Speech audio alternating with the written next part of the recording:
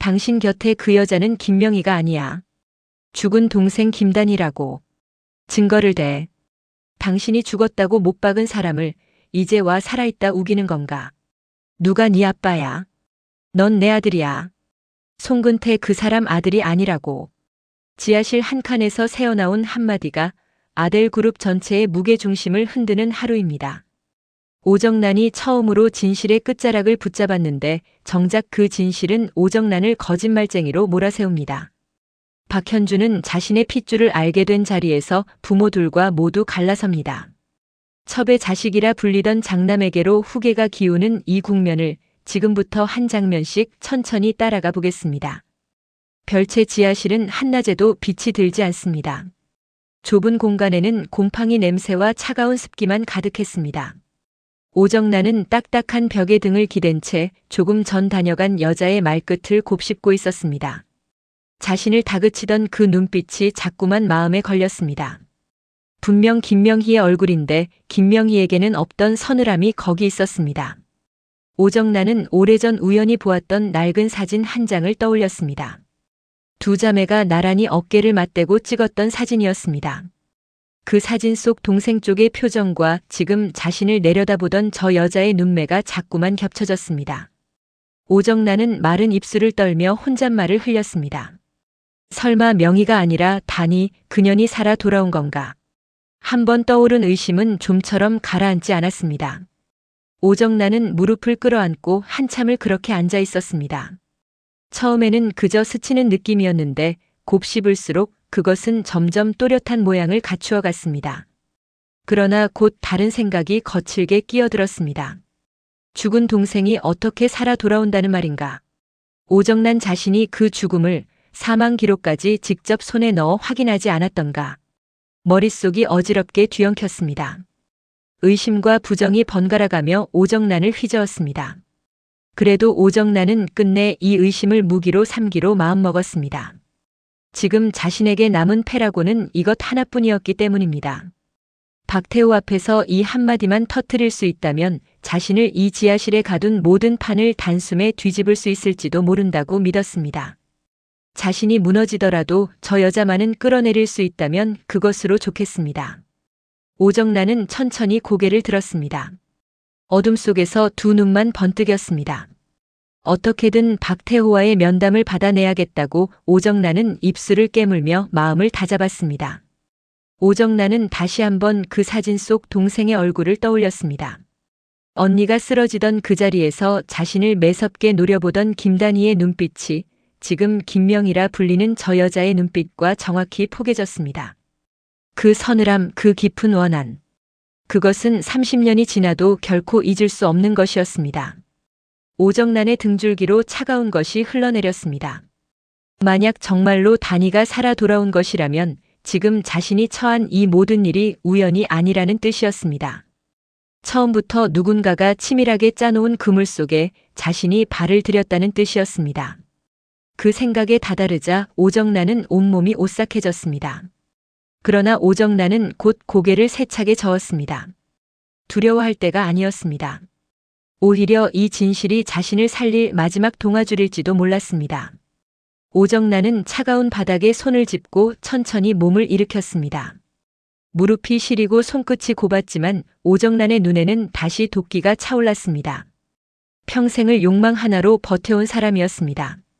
바닥을 닦던 한여에서 대기업의 안주인까지 그 먼 길을 오직 도끼로 올라온 사람이었습니다. 그런 자신이 이 좁은 지하실에서 이대로 끝날 수는 없었습니다.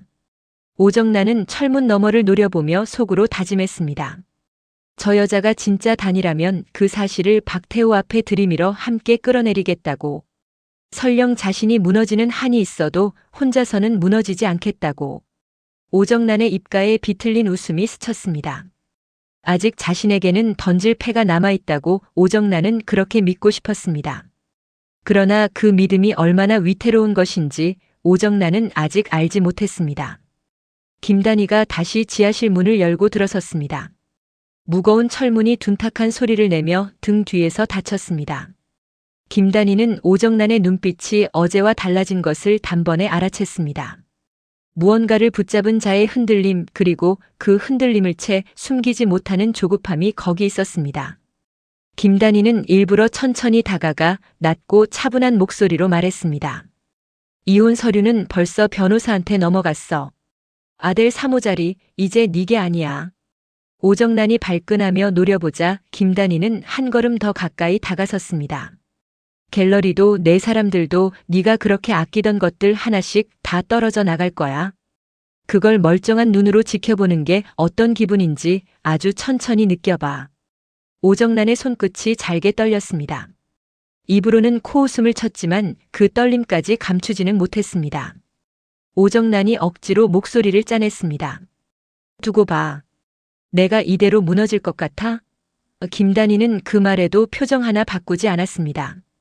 그 떨림을 확인하고는 더 말을 보태지 않고 조용히 돌아섰습니다. 굳이 다그칠 필요가 없었습니다. 두려움은 스스로 자라는 법이었습니다. 밖으로 나온 김단희를 정윤정이 복도에서 기다리고 있었습니다. 정윤정이 조심스럽게 물었습니다. 괜찮겠어? 저 사람 보통 내기가 아닌데. 궁지에 몰리면 무슨 짓을 할지 몰라. 김단희가 옅게 숨을 골랐습니다. 그러고는 차분한 목소리로 답했습니다. 이제부터 정란이 스스로 무너지게 둘 거야. 내가 손대지 않아도 알아서 발버둥 칠 테니까. 발버둥 칠수록 더 깊이 빠질 거고. 정윤정이 잠시 김단희를 가만히 바라보았습니다. 김단희의 눈빛에는 30년을 벼려온 사람만이 가질 수 있는 단단함이 있었습니다. 정윤정이 천천히 고개를 끄덕였습니다. 알았어. 네가 그렇게 정했으면 나는 그대로 움직일게. 김단희가 복도 끝을 잠시 바라보다 입을 열었습니다. 정란이가 곧 회장한테 면담을 요청할 거야. 그게 함정인 줄도 모르고. 정윤정이 의아한 듯 물었습니다. 그걸 어떻게 알아? 김단희가 옅게 웃었습니다. 내가 그렇게 보이게 만들었으니까. 죽은 동생 이야기 일부러 흘리듯 비쳤거든. 정란이가 그 미끼를 못 참고 물 거야. 정윤정이 잠시 김단희를 바라보다 혀를 내둘렀습니다. 무섭다 너. 김단희의 얼굴에는 아무 표정도 없었습니다. 무서운 건 정란이가 한 짓이지. 나는 그 빚을 돌려주는 것뿐이야. 김단희는 복도를 따라 천천히 걸음을 옮겼습니다. 그 뒷모습에는 오랜 세월 한 가지 목표만을 향해 살아온 사람의 서늘한 고요함이 배어 있었습니다. 정윤정이 그 뒤를 따라 걸으며 문득 걱정스러운 얼굴로 물었습니다. 근데 너 정란이가 진짜 정체를 알아채버리면 어떡해? 그게 들통나면 다 끝나잖아. 김단희가 걸음을 멈추지 않은 채 답했습니다. 알아채라고 만든 거야. 알아채고 떠들고 그래서 미친 사람 취급받게. 그게 가장 확실한 봉인이거든. 정윤정이 잠시 멍하니 김단희의 뒷모습을 바라보았습니다. 진실을 거꾸로 이용해 진실을 묻는 그 수법에 정윤정은 새삼 등골이 서늘해졌습니다. 김단희가 작게 덧붙였습니다. 사망 기록이 있는 한 정란이는 영영 증명할 수 없어. 그게 정란이 스스로 만든 무덤이야. 함정의 첫 줄이 그렇게 소리 없이 당겨졌습니다. 며칠 만에 박태호가 휠체어에 앉은 채 별채로 내려왔습니다. 의식을 되찾은 뒤로 눈빛은 도로 매서워져 있었습니다. 야윈 얼굴이었지만 그 안에 담긴 위안만은 조금도 줄지 않았습니다. 오정란은 박태호 앞에서 마지막 패를 꺼냈습니다. 목소리는 떨렸지만 눈만은 또렷했습니다. 여보, 당신 곁에 그 김명희는 진짜 명희가 아니에요. 죽은 동생 김단희가 언니 행세를 하고 있는 거라고요. 박태호는 한참을 말없이 오정란을 내려다보았습니다. 그러더니 입꼬리를 차갑게 비틀었습니다. 당신은 끝까지 그런 식이군. 사람을 가둬놓으니 이제 별 헛소리를 다 지어내는구먼. 오정란이 휠체어 쪽으로 다급하게 몸을 기울였습니다. 헛소리가 아니에요. 내 눈으로 똑똑히 봤어요. 그 여자가 웃을 때 짓는 표정, 명희한테는 없던 거라고요. 분명히 단이에요. 박태호는 손을 천천히 내저으며 말을 끊었습니다. 그만해. 당신 입에서 나오는 말은 이제 한마디도 안 믿어. 평생 나를 속여온 사람이 무슨 말을 한들. 오정란의 얼굴이 일그러졌습니다. 그동안은 그랬다 쳐도 이번만은 진짜라고요. 제발 한 번만 들어봐요. 그러나 박태호의 표정은 미동도 하지 않았습니다.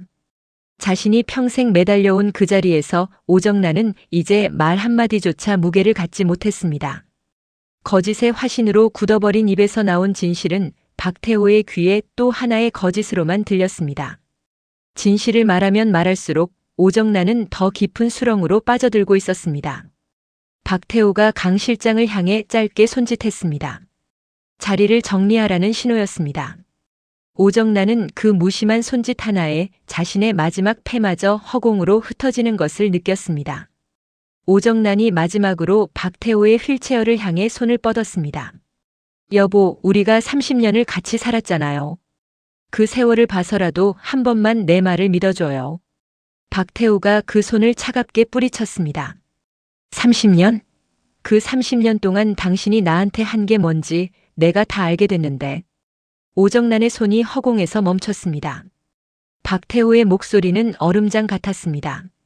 민준이를 차로 치려한 것도 나를 약으로 재운 것도 그게 부부가 할 짓인가. 오정란은 입을 다물었습니다. 자신이 저지른 죄들이 하나하나 박태호의 입에서 나올 때마다 진실을 호소하려던 목소리는 점점 더 힘을 잃었습니다. 죄인의 입에서 나온 진실은 끝내 진실로 들리지 않는 법이었습니다. 오정란은 그제야 자신이 얼마나 깊은 구덩이에 빠져 있는지를 어렴풋이 느꼈습니다. 그래도 오정란은 마지막까지 매달렸습니다. 여보, 그 여자가 당신을 살린 게 아니에요. 당신을 손에 쥐려는 거예요. 당신이 가장 약해진 틈을 노려서. 박태호가 휠체어를 돌리려다 잠시 멈췄습니다. 그 한마디가 박태호의 마음 한구석을 스쳐갔습니다. 그러나 그것도 잠시였습니다. 박태호는 곧 고개를 저었습니다. 당신 입에서 나오는 말은 어떤 말이든 다 계산이야. 이제 그 수에 안 넘어가. 오정란이 입을 다물었습니다. 진실 한 조각조차 거짓의 무게에 묻혀 사라졌습니다. 박태호의 휠체어가 천천히 멀어졌습니다. 그 뒷모습을 바라보는 오정란의 눈빛이 절망으로 어두워졌습니다. 바로 그때 김단희가 종이 한 장을 들고 들어섰습니다. 김단희는 그것을 박태호 앞 탁자에 조용히 내려놓았습니다. 박태호가 눈으로 종이를 훑는 동안 김단희는 더없이 차분하게 입을 열었습니다. 회장님, 지금 오 여사가 죽었다고 주장하는 그 사람. 김단희의 사망 기록입니다. 종이에는 김단희라는 사람이 난소암으로 세상을 떠났다는 기록이 또렷이 적혀 있었습니다. 사망 날짜와 병명, 처리 절차까지 빠짐없이 박혀 있었습니다. 김단희는 한 호흡을 두고 덧붙였습니다. 그리고 이 서류, 오래전에 오 여사가 직접 손에 넣어 확인했던 것이지요. 본인이 가장 잘 알 겁니다. 그렇지 않나요? 오정란의 얼굴이 하얗게 질렸습니다. 그것은 다름 아닌 오정란 자신이 과거에 두 눈으로 확인했던 바로 그 기록이었습니다. 자신이 직접 죽음을 확인하고 죽었다고 못 박았던 그 종이었습니다. 박태호의 눈이 더없이 싸늘해졌습니다. 박태호가 종이를 손가락으로 툭 쳤습니다. 당신이 죽었다고 못 박은 사람을 이제 와 살아 돌아왔다고 우기는 거야? 죽은 사람이 무덤에서 걸어 나오기라도 했다는 거야? 오정란이 무어라 말하려 입을 열었지만 입술만 벙긋거렸을 뿐 소리가 나오지 않았습니다. 자신이 직접 확인한 죽음을 이제는 자기 손으로 뒤엎어야 하는 처지가 된 것입니다. 말을 하면 할수록 미친 사람이 되는 덫이었습니다. 오정란은 그제야 깨달았습니다. 이 종이가 어떤 함정인지를. 자신이 무기로 쓰려던 진실이 거꾸로 자신을 올가매는 올가미가 되어 돌아온 것입니다. 박태호의 의심은 이제 김단희가 아니라 오정란에게 단단히 못 박혔습니다. 김단희는 그 모든 광경을 한 발 물러서서 차분히 지켜보고 있었습니다. 박태호가 종이를 강 실장에게 건네며 낮게 말했습니다. 이거 잘 보관해둬. 저 사람이 또 무슨 헛소리를 할지 모르니. 강 실장이 종이를 받아들었습니다. 오정란이 떨리는 손가락으로 그 종이를 가리켰습니다. 그건 함정이에요. 저 여자가 일부러 만든 거라고요. 박태호가 차갑게 웃었습니다. 함정? 그 서류를 손에 넣은 게 당신이라며. 당신이 만든 함정에 당신이 빠진 거겠지. 오정란의 얼굴이 일그러졌습니다. 반박할 말이 떠오르지 않았습니다. 김단희는 그 모습을 가만히 바라보았습니다. 자신이 던진 한 장의 종이가 오정란의 입을 완전히 봉해버린 것입니다. 진실을 말할수록 거짓말쟁이가 되는 그 덫에서 오정란은 끝내 빠져나오지 못할 터였습니다. 김단희의 눈빛은 조금의 흔들림도 없었습니다. 김단희는 그 사망 기록 한 장을 오랜 세월 누구보다 무겁게 품어온 사람이었습니다. 자신을 죽은 사람으로 만들고 언니의 이름으로 살아가기 위해 만든 종이었습니다. 한때 자신을 올가매던 그 기록이 이제는 적을 묶는 가장 단단한 사슬이 되어 돌아온 것입니다. 김단희는 속으로 가만히 되뇌었습니다. 30년 전 자신을 죽은 사람으로 만든 그 선택이 결국 오늘 이 순간을 위한 것이었는지도 모른다고. 김단희의 얼굴에는 아무 표정도 떠오르지 않았습니다. 다만 깊은 곳에서 오래 참아온 무언가가 천천히 끝을 향해 가고 있었습니다. 오정란은 발악하기 시작했습니다. 30년 전 기억을 끌어모아 닥치는 대로 쏟아냈습니다. 사진을, 자매의 말투를, 언니 명희에게는 없고 동생 단희에게만 있던 사소한 버릇까지 떠올리며 호소했습니다. 그년이 웃는 걸 보라고요. 명희는 저렇게 안 웃었어. 입꼬리 올리는 게 분명히 단희였어. 오정란의 목소리가 점점 높아졌습니다. 젓가락 쥐는 손도 달랐어. 명희는 오른손, 단희는 왼손이었다고. 내가 그걸 어떻게 잊어. 그러나 그 말을 들어주는 사람은 아무도 없었습니다. 박태호는 진작등을 돌렸고 강 실장은 묵묵히 휠체어를 밀 준비를 했습니다. 오정란이 매달릴수록 사람들의 표정은 더 굳어만 갔습니다. 김단희만이 그 절규를 차갑게 지켜보고 있었습니다. 오정란이 자신이 죽었다고 도장 찍은 그 기록을 스스로 뒤엎으려 할수록 그 말은 고스란히 죄를 증명하는 자충수가 되어 돌아왔습니다. 멀쩡한 사람을 죽었다고 처리한 장본인이 도대체 누구인지 오정란은 지금 스스로 입으로 밝히고 있는 셈이었습니다. 떠들면 떠들수록 자신의 죄만 또렷해졌습니다. 김단희는 굳이 막지 않았습니다. 오정란이 어떤 말을 더 뱉을지 가만히 기다리기만 했습니다. 오정란이 마지막으로 김단희를 향해 손가락을 들이댔습니다. 네가 단희지. 네가 죽은 척하고 언니 행세를 하는 거잖아. 그렇지. 김단희는 그 손가락 끝을 무심히 바라보다 천천히 시선을 돌렸습니다. 그 무반응이 오정란을 더 미치게 만들었습니다. 알지도 못한 채 내뱉는 말 한마디 한마디가 오정란을 더 깊은 함정으로 끌고 들어가고 있었습니다. 발버둥 칠수록 늪은 더 깊어졌고 오정란은 그 사실조차 알지 못했습니다. 모든 사람이 떠난 뒤 김단희가 천천히 오정란에게 다가갔습니다. 그러고는 다른 이들이 듣지 못할 만큼 낮은 목소리로 속삭였습니다. 계속 떠들어. 떠들수록 좋아. 오정란이 고개를 번쩍 들었습니다. 그 한마디에 오정란은 비로소 무언가를 깨달은 듯 했습니다. 자신이 진실을 외칠수록 저 여자는 더 안전해진다는 것을. 오정란이 떨리는 목소리로 물었습니다. 너 이걸 다 노리고. 김단희는 대답하지 않았습니다. 다만 옅은 미소만 지었을 뿐입니다. 그 미소가 오정란의 가슴을 서늘하게 갈랐습니다. 오정란은 그제야 알았습니다. 자신이 쥐었다고 믿었던 무기가 처음부터 저 여자의 손바닥 안에 있었다는 것을.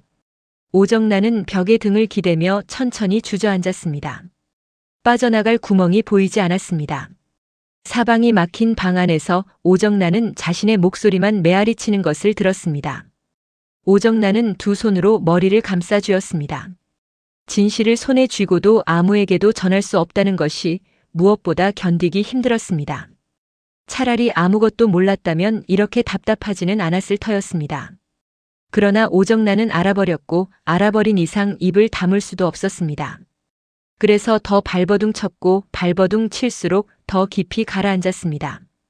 오정란은 김단희가 나간 철문을 멍하니 바라보았습니다.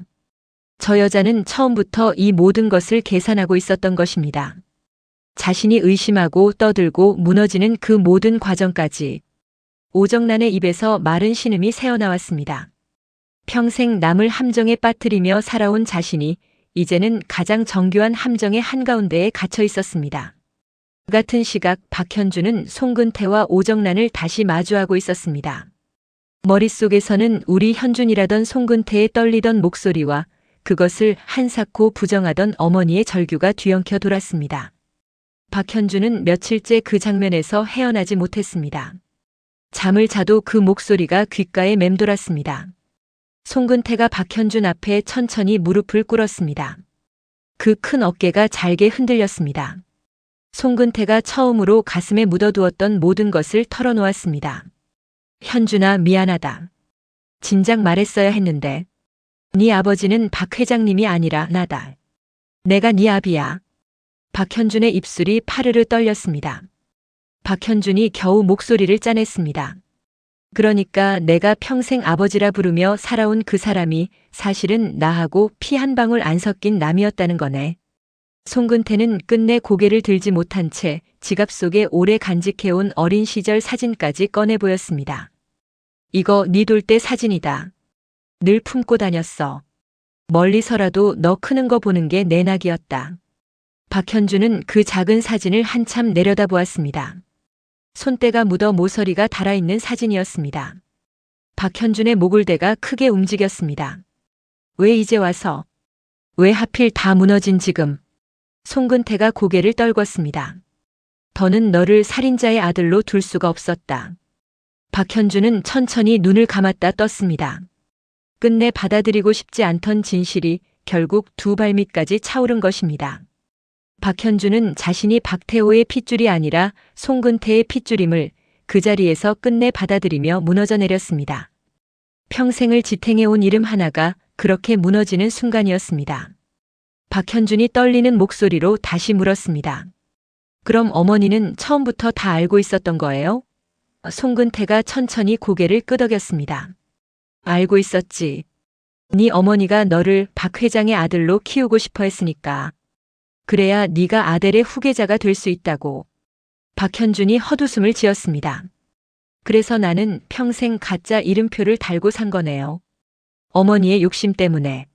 송근태가 무릎 걸음으로 다가오려 했지만 박현준은 한 걸음 물러섰습니다. 오지 마요. 지금은 아무것도 받아들일 수가 없으니까. 송근태의 얼굴에 깊은 슬픔이 어렸습니다. 그래, 알았다. 천천히 네가 받아들일 수 있을 때까지 기다리마. 박현준은 그 말에 아무 대꾸도 하지 않았습니다. 다만 손에 쥔 낡은 사진을 차마 돌려주지도 버리지도 못한 채 가만히 내려다볼 뿐이었습니다. 자신이 누구의 핏줄인지를 알게 된 그 순간이 평생 가장 외로운 순간이었습니다. 송근태가 떨리는 목소리로 마지막 말을 건넸습니다. 현준아, 내가 네 인생에 끼어들 자격이 없다는 거 안다. 그래도 이거 하나만은 알아줘라. 나는 단 한 번도 너를 자식이 아니라고 생각한 적이 없어.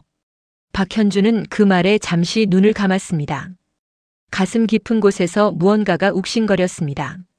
자신을 한 번도 자식으로 인정하지 않은 사람을 평생 아버지라 부르며 살았고 정작 자신을 자식으로 여긴 사람은 그림자처럼 곁을 맴돌기만 했던 것입니다. 그 어긋남이 박현준을 더 아프게 했습니다. 박현준이 겨우 입을 열었습니다. 지금은 아무 말도 못하겠어요. 그냥 시간이 필요해요. 송근태가 고개를 끄덕였습니다.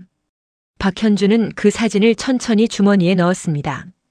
버리지도 받아들이지도 못한 채로. 그것이 지금 박현준이 할 수 있는 전부였습니다. 오정란이 박현준에게 매달렸습니다. 두 손으로 아들의 팔을 붙잡고 흔들었습니다.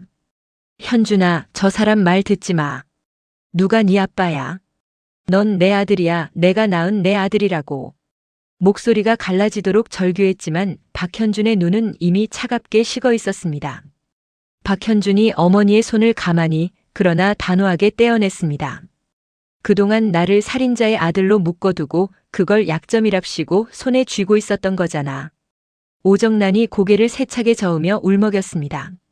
다 너를 지키려고 그런 거야. 네가 다칠까봐, 네 앞길 막힐까봐 그런 거라고. 박현준은 쓴웃음을 지었습니다. 지키려고? 어머니는 나를 지킨 게 아니라 가둔 거야. 평생을 거짓말 속에. 박현준의 목소리는 낮았지만 조금도 흔들리지 않았습니다. 내가 누군지도 모르고 자라게 만든 게 그게 어떻게 지키는 거야? 오정란이 무릎을 꿇으며 매달렸습니다. 현준아, 제발. 엄마 좀 봐줘. 너까지 나를 버리면 나는 정말 끝이야. 박현준은 그런 어머니를 한참 내려다보았습니다. 가슴 한쪽이 저릿했지만 그는 끝내 손을 내밀지 않았습니다. 박현준이 천천히 돌아섰습니다. 등 뒤에서 어머니의 흐느낌이 들렸지만 그는 걸음을 멈추지 않았습니다. 박현준은 30년간 진실을 숨겨온 친부와 그 진실로 자신을 올가맨 어머니 사이에서 결국 둘 모두와 갈라설 결심을 굳혔습니다. 어느 쪽도 그를 한 사람으로 봐준 적이 없었다는 것을 이제야 뼈저리게 알아버린 것입니다. 박현준이 문 앞에서 잠시 걸음을 멈췄습니다. 그러고는 돌아보지 않은 채 낮은 목소리로 말했습니다. 어머니, 한 가지만 물을게요. 나를 낳은 게 정말 나를 위한 거였어요? 아니면 어머니 자리를 지키려고였어요? 오정란이 흠칫했습니다. 입을 열려다 끝내 아무 말도 하지 못했습니다. 그 침묵이 모든 것을 말해주었습니다. 박현준이 쓸쓸하게 웃었습니다. 역시 대답 못하시네. 박현준은 그 말을 끝으로 지하실을 빠져나왔습니다. 차가운 복도를 걸으며 박현준은 자신이 누구인지 어디에 속한 사람인지를 처음부터 다시 생각해야 한다는 것을 깨달았습니다. 박태호의 아들도 아니고 그렇다고 송근태의 아들로 살아온 것도 아니었습니다. 그는 그저 박현준이었습니다. 어느 가문에도 온전히 속하지 못한 홀로 선 박현준. 그러나 이상하게도 그 막막함 속에서 박현준은 한 가지 분명한 것을 느꼈습니다. 이제부터는 누구의 말에도 휘둘리지 않고 스스로 길을 정하겠다는 결심이었습니다. 박현준은 복도 창가에 잠시 멈춰 섰습니다. 유리창에 비친 자신의 얼굴이 낯설게 느껴졌습니다. 어제까지의 박현준과 오늘의 박현준은 같은 얼굴이면서도 전혀 다른 사람이었습니다. 후계니 지분이니 욕심내며 살던 시절이 까마득하게 멀어져 있었습니다. 박현준은 문득 백진주를 떠올렸습니다. 가짜 결혼으로 묶인 사이였지만 그 마음만은 진짜였습니다. 어쩌면 이제는 그 마음을 다른 방식으로 지킬 수 있을지도 몰랐습니다. 욕심으로가 아니라 옳은 일에 함께 서는 것으로. 박현준은 천천히 숨을 골랐습니다. 무너진 자리에서 다시 일어서는 일은 생각보다 외롭고 무거웠습니다. 그러나 박현준은 그 무게를 처음으로 제 발로 짊어지기로 했습니다. 박현준이 김단희와 박민준 앞에 섰습니다. 얼굴은 창백했지만 눈빛만은 흔들리지 않았습니다. 박현준이 먼저 입을 열었습니다. 내 출생 비밀로 나를 협박할 필요 이제 없어요. 내가 먼저 다 말할 테니까. 김단희가 잠자코 박현준을 바라보았습니다. 박현준은 품에서 서류 한 묶음을 꺼내 탁자 위에 올려놓았습니다. 박현준이 박민준을 똑바로 보며 말했습니다. 내가 쥐고 있던 600억짜리 독점 개발권하고 제2본부 지분 전부 형 쪽으로 넘길게. 박민준이 놀란 듯 동생을 보았습니다. 박민준이 조심스럽게 물었습니다. 왜 이렇게까지 하려는 거야? 이건 네 평생을 건 거잖아. 박현준이 옅게 웃었습니다. 어차피 이를 이름이라면 그 칼날에 보태는 게 낫지. 그동안 나도 욕심에 눈이 멀어 있었으니까. 후계가 어쩌고 지분이 어쩌고. 그것은 자포자기가 아니었습니다. 평생 마이웨이라며 가볍게만 살아온 그가 처음으로 스스로 고른 무거운 길이었습니다. 박현준은 잠시 말을 멈췄다 다시 입을 열었습니다. 박태호가 무슨 짓을 했는지 나도 이제 외면 안 해요. 7년 전 일도 어머니 일도. 단죄해야 한다면 내 목도 거기 보태겠습니다. 박민준이 동생을 가만히 바라보았습니다. 처음으로 두 사람 사이에 흐르던 경계가 옅게 풀어지는 순간이었습니다. 박현준이 마지막으로 덧붙였습니다. 형이 누구 아들이든 나는 형을 형으로만 봤어. 이번엔 그 말 내가 행동으로 보일게. 박현준은 자신을 올가매던 비밀을 스스로 풀어 던지며 죄를 단죄하는 쪽에 가진 모든 것을 보태기로 한 것입니다. 김단희가 마침내 입을 열었습니다. 그 비밀 내가 쥐고 있었던 건 사실이야. 현준이 너를 묶어두려고.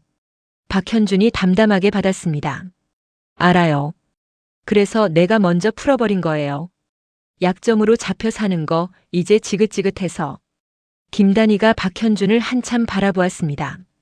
처음으로 이 청년을 다르게 보게 된 순간이었습니다. 김단희가 조용히 물었습니다. 후회 안 하겠어? 이걸 넘기면 너한테 남는 게 없어. 박현준이 옅게 웃었습니다. 남는 게 없는 게 아니라 처음으로 떳떳해지는 거죠. 박민준이 그런 동생을 가만히 바라보다 천천히 손을 내밀었습니다. 고맙다. 그리고 미안하다. 그동안 너를 제대로 본 적이 없어서. 박현준이 잠시 그 손을 바라보다 마주 잡았습니다. 호적상으로만 형제였던 두 사람 사이에 처음으로 다른 종류의 신뢰가 오갔습니다. 김단희는 그 모습을 말없이 지켜보았습니다. 박현준이 손을 놓으며 담담하게 말했습니다. 한 가지만 부탁할게요. 어머니가 무슨 짓을 했든 그 죄는 법으로 묻되 사람으로 짓밟지는 말아줘요. 그건 그래도 나를 낳은 사람이니까. 김단희가 잠시 박현준을 바라보았습니다. 그 눈빛에 처음으로 옅은 감정이 스쳤습니다. 그건 약속 못해. 네 어머니가 우리 언니한테 한 짓을 생각하면. 박현준이 쓸쓸하게 웃었습니다. 그렇겠죠. 그래도 말은 해두고 싶었어요. 김단희는 더 대꾸하지 않았습니다. 박현준이 가볍게 고개를 숙이고 자리를 떠났습니다. 그 뒷모습을 바라보던 박민준이 낮게 말했습니다. 현준이가 많이 달라졌네요. 김단희가 서류를 내려다보며 답했습니다. 사람은 다 잃고 나서야 진짜가 되기도 하니까. 그 말에는 자신의 지난 세월을 향한 쓸쓸함도 함께 묻어 있었습니다. 김단희는 박현준의 결심을 묵묵히 받아들였습니다. 약점을 인질로 주려던 카드가 박현준 자신의 손에서 더 단단한 무기로 바뀌어 돌아왔습니다. 처음에는 그저 오정란을 묶어둘 인질 카드였습니다. 그런데 그 카드가 박현준 스스로의 선택으로 후계판을 뒤집을 진짜 무기가 된 것입니다. 김단희는 넘겨받은 서류를 한 장씩 천천히 넘겨보았습니다. 곁에서 정윤정이 빠르게 셈을 했습니다. 지분이랑 개발권 합치면 이사회표 계산이 완전히 달라지는데 망설이던 임원들 마음을 돌리기엔 충분해. 아니 넘치지. 김단희가 고개를 끄덕였습니다. 그래. 이걸 후계 구도에 어떻게 언제 꽂느냐가 관건이야. 그때 옥 집사가 늘 그렇듯 생글생글한 미소를 머금은 채 들어와 조용히 보탰습니다. 사장님, 강 실장 쪽도 마음이 거의 돌아선 듯합니다. 회장님이 깨어나면 제자리로 돌아가겠다고 하던 그 말 진심인 것 같아요. 슬쩍 떠봤더니 눈빛이 다르더라고요. 김단희의 눈빛이 차분히 가라앉았습니다. 김단희가 세 사람을 번갈아 보며 말했습니다. 이 사회를 서둘러야겠어. 위임장검부터 정면으로 짚고 거기에 현준이가 넘긴 패를 얻는 거야. 두 패가 같이 나가야 효과가 커. 정윤정이 곧장 움직일 채비를 했습니다. 옥 집사는 미소를 머금은 채 조용히 고개를 숙였습니다. 흩어져 있던 패가 하나둘 한자리에 모이고 있었습니다. 30년을 벼려온 복수가 마침내 정교한 설계로 모양을 갖추기 시작했습니다. 정윤정이 서류를 챙기다 문득 김단희를 보며 물었습니다. 근데 너 정말 괜찮은 거지? 박민준을 후계자로 세우면 결국 아델은 박민준 거잖아. 네가 그렇게 고생했는데. 김단희가 옅게 웃었습니다. 내가 원한 건 아델이 아니야. 처음부터. 민준이가 제자리를 찾는 거, 정란이가 모든 걸 잃는 거. 그게 내 복수의 그림이었어. 정윤정이 잠시 김단희를 바라보다 고개를 끄덕였습니다. 하긴 너답다. 옥 집사가 미소를 머금은 채 조용히 거들었습니다. 사장님, 강 실장이 이사회에서 입을 열도록 제가 슬쩍 자리를 만들어 두겠습니다. 회장님 깨어나기 전에 마음을 굳히게요. 김단희가 고개를 끄덕였습니다. 그래. 시간이 우리 편일 때 끝내야 해. 세 사람의 눈빛이 한 곳을 향했습니다. 오랜 세월 흩어져 있던 조각들이 비로소 하나의 그림으로 맞춰지고 있었습니다. 김단희는 창밖을 바라보았습니다. 그 시선 끝에 마침내 손에 잡힐 듯한 끝이 보이기 시작했습니다. 정윤정이 서류를 정리하다 조심스럽게 물었습니다. 민준이는 이 모든 게 네 설계라는 걸 알아? 김단희가 잠시 말이 없다가 답했습니다. 몰라. 알 필요도 없고. 그 애는 그저 옳다고 믿는 길을 가면 돼. 나머지는 내가 깔아줄 테니까. 정윤정이 안쓰러운 눈빛으로 김단희를 바라보았습니다. 평생 조카를 위해 자신을 숨기고 그늘에서만 움직여온 사람이었습니다. 정윤정이 낮게 말했습니다. 너도 이제 좀 너로 살아도 되잖아. 김단희가 옅게 웃었습니다. 이게 끝나면, 다 끝나고 나면 그때. 그 말에 정윤정은 더 묻지 못했습니다. 김단희의 옅은 미소 뒤에 얼마나 깊은 외로움이 있는지를 정윤정은 누구보다 잘 알았기 때문입니다. 옥 집사가 조용히 자리를 비켜주었고 두 사람은 한동안 말없이 서류를 정리했습니다. 박민주는 홀로 창가에 서서 오래 생각에 잠겨 있었습니다. 아버지의 죄를 덮을 길은 어디에도 없었습니다. 7년 전 백준기의 죽음, 태미바이오를 둘러싼 비리, 그리고 오정란이 자신을 해치려 했던 사건까지 어느 것 하나 가볍지 않았습니다.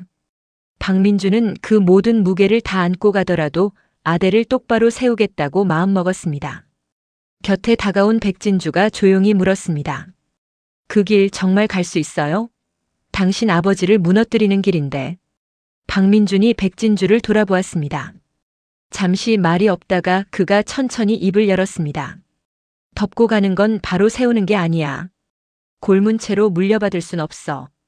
그러면 나도 결국 그 사람들이랑 똑같아지는 거니까. 백진주가 그를 가만히 바라보았습니다. 그 눈빛에서 7년 전 자신이 알던 사람의 모습이 잠시 겹쳐 보였습니다. 백진주가 고개를 끄덕였습니다. 그럼 나도 내 몫을 할게요. 7년 전 진실, 이제 세상에 내놓을 준비를 할 거예요. 더는 묻어두지 않아요. 박민준이 그 말에 무겁게 고개를 끄덕였습니다. 그러고는 낮은 목소리로 덧붙였습니다. 위험할 거야. 다칠 수도 있고.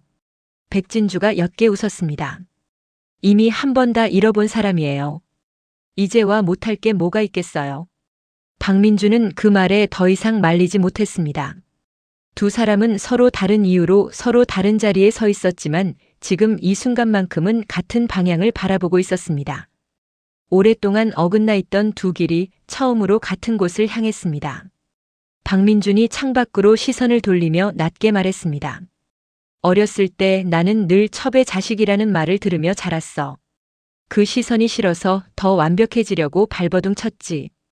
백진주가 그를 가만히 바라보았습니다. 박민준이 말을 이었습니다. 그런데 이제 와서 보니 내가 지켜야 할 건 회장 자리가 아니라 옳은 게 뭔지를 잊지 않는 거더라고. 백진주가 조용히 물었습니다. 두렵지 않아요? 모든 걸 다 드러내면 당신도 상처받을 텐데. 박민준이 옅게 웃었습니다. 두렵지. 근데 진주 너를 잃었을 때보다 더 두려운 일은 이제 없을 것 같아. 백진주의 눈빛이 잠시 흔들렸습니다. 7년이라는 시간이 그 한마디에 잠시 무너지는 듯 했습니다. 백진주는 곧 마음을 다잡고 고개를 끄덕였습니다. 그럼 됐어요. 각자 할 일을 하면 되죠. 두 사람은 더 말을 잇지 않았습니다. 다만 같은 창밖을 바라보며 다가올 폭풍을 조용히 준비하고 있었습니다. 잠시 후 박민준이 다시 입을 열었습니다. 이사회를 열 거야. 위임장이 가짜였다는 걸 정면으로 짚고 현준이가 넘긴 패까지 한꺼번에 내놓을 거고. 백진주가 그를 바라보았습니다. 위험하지 않겠어요? 아직 회장이 완전히 깨어난 것도 아닌데. 박민준이 고개를 저었습니다. 그래서 지금이야. 회장이 다시 판을 휘젓기 전에 정통으로 바로 세워둬야 해. 백진주는 그 단호함에 잠시 말을 잃었습니다. 기억을 잃었던 시절의 박민준과는 다른 단단한 결심이 거기 있었습니다. 백진주가 조용히 고개를 끄덕였습니다. 그럼 나는 내 쪽 일을 마무리할게요. 다큐가 준비되면 당신 쪽 판이 흔들리지 않게 시점을 맞출게요. 두 사람의 계획이 서로 다른 자리에서 하나의 그림으로 맞물리고 있었습니다. 박민준이 이사회를 소집했습니다. 긴 탁자에 임원들이 둘러앉았고 회의실 공기는 무겁게 가라앉아 있었습니다. 박민준이 먼저 서류 한 묶음을 펼쳤습니다. 회장님이 의식불명이라며 그동안 돌던 직무대행 위임장. 이게 어떻게 만들어진 것인지부터 짚고 가겠습니다. 임원들이 술렁였습니다. 박민준은 오정란이 매수해 꾸민 의료 기록의 앞뒤가 맞지 않는 부분을 하나씩 짚어나갔습니다. 진단 날짜가 서로 어긋나 있었고 같은 서명이 다른 문서에 그대로 겹쳐 있었으며 회장의 상태를 적은 소견이 문서마다 들쭉날쭉했습니다. 박민준이 한 장씩 짚을 때마다 그 균열이 임원들 눈앞에 고스란히 드러났습니다. 한 임원이 미간을 찌푸리며 서류를 들여다보았습니다. 다른 임원은 옆 사람과 낮은 목소리로 무어라 주고받았습니다. 회의실의 공기가 점점 무거워졌습니다. 바로 그때 줄곧 침묵하던 강 실장이 자리에서 일어섰습니다. 한참을 망설이던 강 실장이 마침내 입을 열었습니다. 그 위임장은 정상적인 절차로 만들어진 것이 아닙니다. 제가 압박을 받아 직접 손을 댄 것이 맞습니다. 회의실이 한순간에 얼어붙었습니다. 모두의 시선이 강 실장에게 쏠렸습니다. 강 실장이 떨리는 목소리로 말을 이었습니다. 회장님께서 깨어나시면 모든 것을 제자리로 돌려놓겠다고 결심했습니다. 더는 그 죄를 안고 갈 수가 없습니다. 지금이 바로 그때라고 봅니다. 회장이 깨어나면 제자리로 돌아가겠다던 그 약속대로 강 실장은 결정적인 증언을 보탰습니다. 좌중이 크게 동요했습니다. 침묵을 지키던 한 임원이 깊은 한숨을 내쉬었습니다. 한 임원이 떨리는 목소리로 물었습니다. 그렇다면 그동안 회장님 이름으로 결제된 안건들은 전부 무효라는 말이 아닙니까? 박민준이 차분히 답했습니다. 그렇습니다. 그래서 지금 바로잡지 않으면 회사 전체가 흔들립니다. 회의실이 다시 술렁였습니다. 박민준은 임원들을 천천히 둘러보며 말을 이었습니다. 저는 이 자리에서 누구를 단죄하자는 게 아닙니다. 다만 무엇이 진실인지를 분명히 하고 넘어가야 한다고 말씀드리는 겁니다. 강 실장이 고개를 깊이 숙였습니다. 제가 한 일에 대해서는 어떤 책임도 달게 받겠습니다. 그 모습에 임원들의 표정이 한층 진중해졌습니다. 거짓으로 쌓아 올린 위임장의 탑이 강 실장의 한마디로 밑동부터 흔들리고 있었습니다. 회의실의 공기는 이미 처음과 완전히 달라져 있었습니다. 박민준은 그 변화를 차분히 지켜보았습니다. 판은 이제 그가 마음먹은 방향으로 천천히 움직이기 시작했습니다. 한 임원이 조심스럽게 손을 들어 물었습니다. 그럼 회장님이 의식을 되찾으시면 이 모든 게 다시 뒤집히는 것 아닙니까? 박민준이 잠시 그 임원을 바라보다 차분히 답했습니다. 그렇지 않습니다. 정상적인 절차를 거쳐 바로잡은 일은 누구도 함부로 되돌릴 수 없습니다. 그게 회사의 규칙이니까요. 임원들이 그 말에 천천히 고개를 끄덕였습니다. 박민준의 목소리에는 권력을 탐하는 자의 욕심이 아니라 무너진 질서를 바로 세우려는 단단함이 있었습니다. 강 실장이 자리에 앉으며 조용히 박민준을 바라보았습니다. 그 눈빛에는 오랜 죄책감을 비로소 내려놓은 자의 옅은 안도가 담겨 있었습니다. 거짓으로 쌓아 올린 위임장의 탑은 이제 완전히 무너졌고 그 자리에 진실이라는 새로운 주춧돌이 놓이기 시작했습니다. 오정란 측이 마지막으로 기대고 있던 위임장이 강 실장의 한마디로 무력화되는 순간이었습니다. 그 틈을 비집고 박민준이 다음 패를 꺼냈습니다. 그리고 한 가지 더 보고 드릴 것이 있습니다. 박민준은 박현준에게서 넘겨받은 독점 개발권과 지분 양도 서류를 탁자 위에 올렸습니다. 제2본부의 지분 전부와 600억 규모의 독점 개발권이 제 쪽으로 정식 양도됐습니다. 양도 절차도 모두 끝났습니다. 회의실의 공기가 다시 한번 크게 출렁였습니다. 망설이던 주주들의 눈빛이 흔들렸습니다. 표의 저울이 단숨에 한쪽으로 기울었습니다. 줄곧 관망하던 한 임원이 먼저 입을 열었습니다. 본부장님 쪽에 힘을 싣는 게 회사를 위한 길인 것 같습니다. 그 한마디를 신호로 망설이던 나머지 사람들도 차례차례 박민준 쪽으로 돌아섰습니다. 고개를 끄덕이는 사람이 늘어갔습니다. 한때는 첩의 자식이라 손가락질 받으며 자란 장남에게로 후계의 무게중심이 비로소 정통하게 옮겨갔습니다. 박민준이 자리에서 일어나 차분히 입을 열었습니다. 오늘 이 자리에서 정해진 건 누가 회사를 차지하느냐가 아닙니다. 무엇이 진실이고 무엇이 거짓인지를 분명히 한 것뿐입니다. 임원들이 그 말에 고개를 끄덕였습니다. 박민준이 말을 이었습니다. 앞으로 회사 안에 어떤 비리가 있었든 저는 그것을 덮지 않겠습니다. 설령 그 끝에 제 아버지가 있다 해도 마찬가지입니다.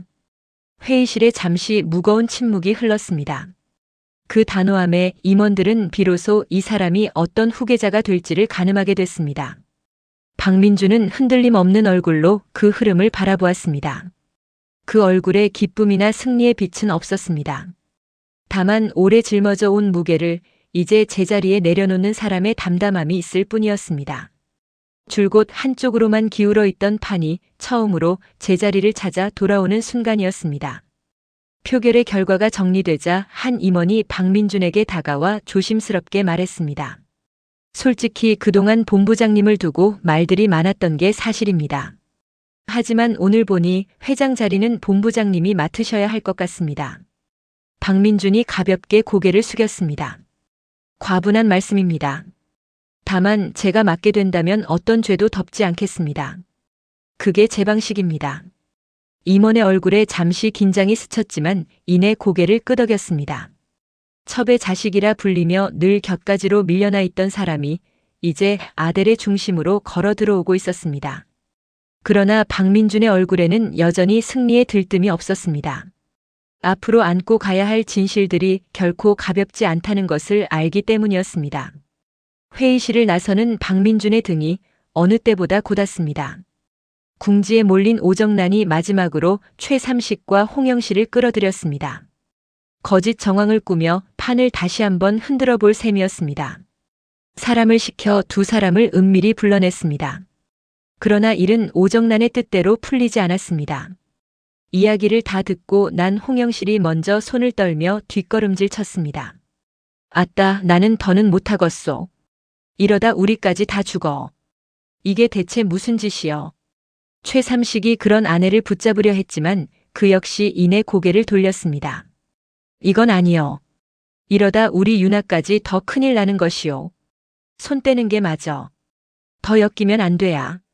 두 사람은 양심에 떨면서도 끝내 발을 뺐습니다. 오정란이 다급하게 두 사람의 옷자락을 붙잡으려 했습니다. 지금 와서 발을 빼겠다고. 너희가 누구 덕에 여기까지 왔는데. 그러나 홍영실은 단호하게 손을 뿌리쳤습니다. 덕은 무슨 덕이요. 우리도 살아야겠소. 두 사람이 황급히 자리를 떠나자 오정란은 그 자리에 우두커니 남았습니다. 최삼식이 떠나기 전 잠시 멈춰서서 떨리는 목소리로 한마디를 남겼습니다. 이제 그만하시오. 다 끝난 거 모르는 사람이 없는데. 그 말이 오정란의 가슴을 비수처럼 찔렀습니다. 늘 자신 앞에서 굽실거리던 사람조차 이제는 등을 돌리며 충고를 던지고 있었습니다. 그것이 무엇보다 오정란을 비참하게 만들었습니다. 거짓으로 엮으려던 동맹은 모래성처럼 힘없이 허물어졌습니다. 오정란은 텅 빈 손을 멍하니 내려다보았습니다. 한때는 모두가 그 손에 매달렸던 시절이 있었습니다. 그러나 이제는 쥐고 있던 패가 하나씩 손가락 사이로 빠져나가고 있었습니다. 갤러리도 사모자리도 사람들도 그리고 아들까지. 이제 오정란의 곁에 남아줄 사람은 단 한 사람도 없었습니다. 오정란은 텅 빈 방에 홀로 남아 오래도록 움직이지 못했습니다. 한때 자신이 부리던 사람들이었습니다. 돈으로 묻고 비밀로 올가매고 두려움으로 길들였던 사람들. 그런데 판이 기울자 그들은 누구보다 먼저 등을 돌렸습니다. 오정란은 그제야 깨달았습니다. 자신이 쌓아 올린 모든 것이 사실은 모래 위의 성이었다는 것을. 진심으로 자신의 편이었던 사람은 처음부터 아무도 없었다는 것을. 오정란의 입에서 마른 웃음이 새어나왔습니다. 결국 다 도망가는구나. 혼잣말은 빈 방 안에서 힘없이 흩어졌습니다. 오정란은 떨리는 손으로 얼굴을 감쌌습니다. 자신이 무너뜨리려던 그 여자는 멀쩡한데 정작 자신의 발밑이 먼저 꺼지고 있었습니다. 그 사실이 오정란을 가장 견딜 수 없게 만들었습니다. 오정란은 떨리는 손으로 휴대전화를 들었다 놓았습니다. 전화를 걸 곳이 없었습니다. 남편은 등을 돌렸고 아들은 떠났고 부리던 사람들은 도망쳤습니다. 한때 자신을 중심으로 돌아가던 세상이 이제 자신만 빼고 돌아가고 있었습니다. 오정란은 문득 오래전 자신이 짓밟았던 사람들의 얼굴을 떠올렸습니다. 독을 먹였던 주인 아가씨, 죽음으로 내몰았던 명의. 그때 그들도 지금의 자신처럼 사방이 막힌 채 홀로 떨었을까. 오정란은 그 생각을 황급히 떨쳐냈습니다. 그러나 한번 떠오른 그 얼굴들은 쉽게 사라지지 않았습니다. 자신이 뿌린 것들이 마침내 자신에게로 돌아오고 있다는 서늘한 예감이 오정란을 휘감았습니다. 최윤아도 흔들리고 있었습니다. 기억을 되찾은 박민준의 단죄 앞에서 클로이를 제거하려던 계략은 번번이 빗나갔습니다. 그날도 최윤아는 백진주를 따로 불러내 떠보려 했습니다. 그러나 먼저 여유를 보인 쪽은 백진주였습니다. 백진주가 옅게 웃으며 입을 열었습니다. 최 팀장, 요즘 잠은 잘 자요? 최윤아의 표정이 굳었습니다. 백진주는 찻잔을 천천히 손가락으로 돌리며 말을 이었습니다. 7년 전 일이요. 묻어둔다고 영영 묻히는 게 아니더라고요. 땅속에 묻은 것도 비 오면 다 드러나잖아요. 최윤아가 발끈하며 목소리를 높였습니다. 무슨 소리야? 너 지금 나 협박하는 거야? 백진주는 흔들림 없이 미소만 지었습니다. 협박이라뇨? 그냥 걱정돼서요. 곧 다 드러날 텐데 그때 최 팀장은 어디 서 있을 건가 해서요. 미리 자리는 정해두는 게 좋잖아요. 최윤아의 얼굴에서 핏기가 가셨습니다. 너 도대체 뭘 알고 있는 거야? 백진주는 대답 대신 찻잔을 들어 한 모금 마셨습니다. 그 침묵이 어떤 말보다 더 무겁게 최윤아를 짓눌렀습니다. 그 여유로운 태도가 최윤아에게는 도리어 더 큰 공포로 다가왔습니다. 무엇을 어디까지 알고 있는지 도무지 가늠할 수 없었기 때문입니다. 최윤아는 떨리는 손으로 찻잔을 내려놓았습니다. 잔받침에 부딪히는 소리가 유난히 크게 울렸습니다. 자신을 올가매던 7년 전의 그림자가 클로이라는 얼굴을 하고 코앞까지 다가와 있었습니다. 최윤아의 두려움이 마침내 극에 달했습니다. 최윤아가 자리에서 벌떡 일어섰습니다. 너 뭐야? 정말 뭐냐고. 백진주는 그제야 천천히 고개를 들어 최윤아를 바라보았습니다. 그 눈빛에는 분노도 미움도 없었습니다. 다만 모든 것을 알고 있는 사람의 서늘한 고요함만이 있었습니다. 백진주가 조용히 말했습니다. 최 팀장이 가장 잘 알 텐데요. 7년 전 그날 무슨 일이 있었는지. 최윤아의 다리에서 힘이 풀렸습니다. 그 한마디에 7년간 애써 묻어둔 기억이 한꺼번에 밀려들었습니다. 친구를 배신했던 그날 불길 속에서 들려오던 비명. 최윤아가 떨리는 목소리로 내뱉었습니다. 나는 그냥 시키는 대로. 백진주가 가만히 말을 끊었습니다. 변명은 그때 가서 하세요. 모두가 보는 앞에서. 백진주는 자리에서 일어나 천천히 걸어 나갔습니다. 그 뒷모습을 바라보는 최윤아의 얼굴은 이미 사색이 되어 있었습니다. 도망칠 곳도 매달릴 곳도 더는 보이지 않았습니다. 최윤아는 빈 찻잔을 멍하니 내려다보았습니다. 7년 전 친구의 모든 것을 빼앗으면 행복해질 줄 알았습니다. 디자인도 첫사랑도 자리도. 그러나 그렇게 손에 넣은 것들은 하나같이 가짜였습니다. 박민준의 마음은 끝내 죽은 진주에게 있었고 자신이 흉내낸 진주는 진짜 진주가 돌아오자 한순간에 무너졌습니다. 최윤아는 떨리는 손으로 입을 막았습니다. 두려움이 목구멍까지 차올랐습니다. 클로이가 정말 모든 것을 알고 있다면 자신에게 남은 시간은 얼마 되지 않았습니다. 최윤아의 머릿속이 어지럽게 돌았습니다. 어떻게든 클로이를 막아야 했습니다. 그러나 그 방법이 이제는 도무지 떠오르지 않았습니다. 궁지에 몰린 짐승처럼 최윤아의 눈에는 절박함과 광기가 함께 어렸습니다. 백진주는 신 PD 제임스와 함께 고발 다큐의 마지막 그림을 맞추고 있었습니다. 책상 위에는 7년 전 자료들이 빼곡히 펼쳐져 있었습니다. 불법 인수합병의 정황과 백준기 사고를 둘러싼 증거가 한자리에 모였습니다. 제임스가 자료를 짚으며 진중하게 말했습니다. 이 정도면 그림이 거의 다 맞춰졌어. 남은 건 언제 터뜨리느냐 그 시점뿐이야. 너무 일러도 안 되고 늦어도 안 되고. 백진주가 고개를 끄덕였습니다. 한 가지가 더 있어요. 결정적인 입을 하나 더 보태면 빈틈이 없어져요. 누가 봐도 부정할 수 없는 그림이 되는 거죠. 바로 그때 박현준이 문을 열고 들어섰습니다. 박현준이 자료를 한번 쓱 훑고는 담담하게 말했습니다. 고발자가 필요하면 내가 직접 나서겠습니다. 아델 안에서 무슨 일이 있었는지 내 입으로 증언하지요. 명색이 제2본부장이었으니 내 말엔 무게가 있을 겁니다. 좌중이 잠시 조용해졌습니다. 제임스가 박현준을 가만히 바라보다 천천히 고개를 끄덕였습니다. 백진주도 박현준을 바라보았습니다. 한때 욕심에 휘둘리던 그가 이제는 모든 것을 내려놓은 얼굴로 거기 서 있었습니다. 박현준이 자청한 고발자 카드까지 더해지자 흩어져 있던 조각이 마침내 하나의 그림으로 단단히 맞물렸습니다. 7년 전의 진실은 이제 방송이라는 이름의 시한폭탄으로 장전됐습니다. 백진주가 자료를 천천히 갈무리했습니다. 남은 것은 오직 방아쇠를 당길 시점을 고르는 일뿐이었습니다. 신 PD가 조심스럽게 입을 열었습니다. 다만 방송이 나가는 순간 우리도 안전하지 못할 겁니다. 아델이 가만히 있지 않을 테니까요. 백진주가 차분하게 답했습니다. 알아요. 그래서 한 번에 빈틈없이 터뜨려야 하는 거예요. 반박할 틈도 주지 않게. 박현준이 거들었습니다. 내가 안에서 막아볼게요. 적어도 방송 전까지는 회장이 눈치채지 못하게. 제임스가 두 사람을 번갈아 보며 고개를 끄덕였습니다. 좋아. 그럼 각자 자리를 지키면서 신호를 기다리는 거야. 백진주가 마지막 자료를 봉투에 넣으며 7년 전 아버지의 얼굴을 떠올렸습니다. 늘 다정했던 그 얼굴이 불길 속에서 사라지던 그날의 기억이. 백진주의 손끝이 잠시 떨렸지만 곧 단단해졌습니다. 이번엔 진실이 이길 거예요. 백진주의 낮은 목소리가 방 안에 무겁게 가라앉았습니다. 오랜 준비가 마침내 끝을 향해 가고 있었습니다. 제임스가 백진주의 어깨에 가만히 손을 얹었습니다.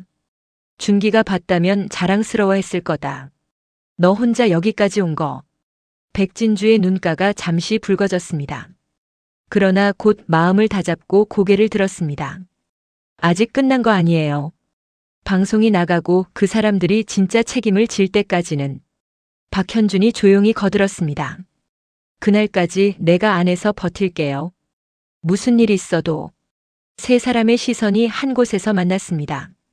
서로 다른 사연으로 모인 사람들이었지만 7년 전의 진실을 세상에 내놓겠다는 마음만은 같았습니다. 백진주가 마지막으로 자료 봉투를 가방에 넣었습니다. 그 손길에는 7년의 무게가 담겨 있었습니다. 이제 남은 것은 그 무게를 한꺼번에 세상에 쏟아낼 그 순간뿐이었습니다. 별채에서는 박태호가 흐트러졌던 기력을 차츰 되찾아가고 있었습니다. 야윈 몸에 조금씩 힘이 돌아오자 깨어난 뒤로 줄곧 그를 짓누르던 일들이 새삼 더 또렷하게 가슴을 파고들었습니다. 자신을 약물로 가두었던 오정란의 얼굴이 떠오를 때마다 그를 쓰러뜨리고 회사를 휘젓고 위임장까지 꾸며 아델의 절반을 차지하려 했던 그 모든 일이 또렷하게 되살아났습니다. 박태호의 손이 부르르 떨렸습니다. 분노가 마른 몸 안에서 천천히 그러나 거세게 끌어올랐습니다. 박태호가 낮고 거친 목소리로 강 실장을 불렀습니다. 강 실장, 그 여자 지금 어디 있나? 곁을 지키던 강 실장이 조심스럽게 답했습니다. 별채 지하실에 그대로 있습니다, 회장님. 박태호의 눈에 살기가 어렸습니다. 박태호가 이를 악물며 내뱉었습니다. 이번엔 절대 곱게 안 끝낸다. 그때 확실하게 처리했어야 했어. 강 실장은 말없이 고개를 숙였습니다. 박태호가 떨리는 손으로 침대 난간을 짚으며 몸을 일으키려 했습니다. 그 눈빛에는 한 번 쓰러졌던 자가 다시 일어설 때의 서슬퍼런 기운이 담겨 있었습니다. 오정란을 향한 분노가 곧장 별채 지하실을 겨눴습니다. 김단희가 천천히 올가매던 단죄의 흐름 위에 이제 박태호 자신의 손에서도 또 하나의 칼이 갈리기 시작했습니다. 오정란을 향한 두 개의 칼날이 서로 다른 곳에서 동시에 날을 세우고 있었습니다. 그때 김단희가 조용히 병실로 들어섰습니다. 박태호가 그런 김단희를 바라보았습니다. 야윈 얼굴에 처음으로 옅은 안도가 스쳤습니다. 당신이 나를 깨운 거라고 들었네. 김단희가 차분히 고개를 숙였습니다. 회장님께서 무사하셔서 다행입니다. 박태호가 김단희를 가만히 바라보았습니다. 한때 의심이 싹 텄던 그 눈빛에 지금은 그 의심이 옅어져 있었습니다. 자신을 살려낸 사람이라는 사실이 다른 모든 의문을 잠시 덮은 것입니다. 박태호가 낮은 목소리로 말했습니다. 오정란, 그 여자 처리는 당신한테 맡겨둔 그대로 진행하게. 김단희가 조용히 답했습니다. 알겠습니다. 회장님 뜻대로 하겠습니다. 그러나 그 차분한 대답 뒤에는 박태호가 결코 알지 못하는 칼날이 숨어 있었습니다. 김단희의 단죄는 오정란에서 멈추지 않을 것이었습니다. 김단희는 고개를 숙인 채 속으로 다음 수를 그리고 있었습니다. 박태호가 다시 입을 열었습니다. 민준이 그 녀석은 요즘 어떤가? 김단희가 차분히 답했습니다.